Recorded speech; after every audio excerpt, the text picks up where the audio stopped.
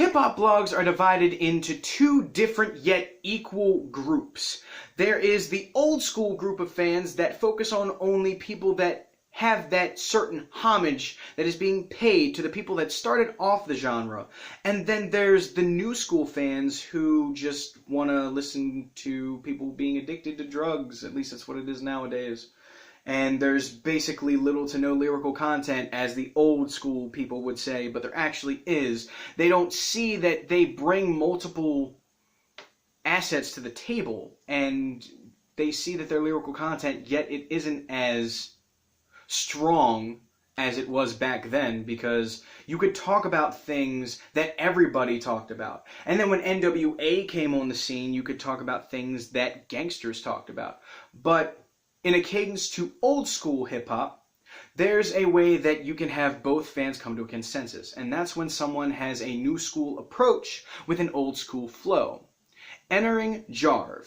I found out about him through one of the videos that he posted on Facebook, weirdly enough.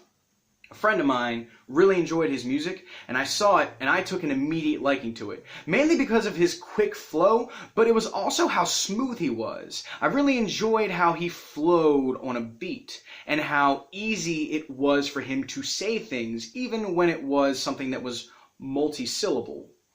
Now, this project is a second installment of his Jarvage series, which, from what I've listened to on this one, is just how people would see the new school as better and old school people as garbage. He even references in the first song called Fine that he calls himself, or he sees himself to be in the classic type of mindset when it comes to his music. Now, it's very strange when people listen to someone that has a cadence like Jarv's, because an old school approach to music is something that's just boom bap. But then you hear someone like Kato on the track being featured on the production, as well as Jarv making his own beats.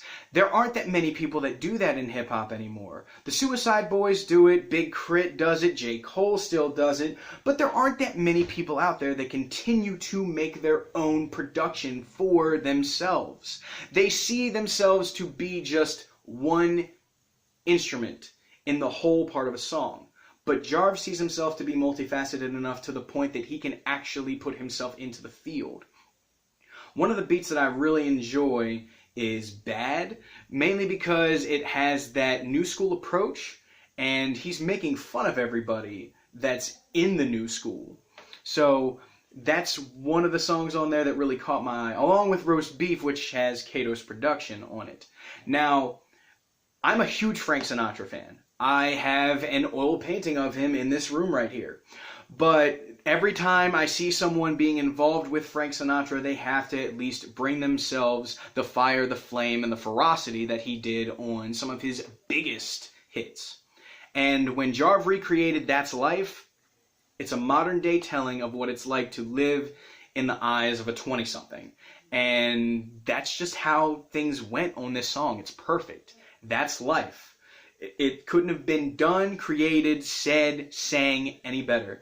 I really, really enjoyed this project, especially when he just has a small cutaway of a song like most people do on most of their projects nowadays. A lot of songs on new school rappers' projects don't exceed 3 minutes.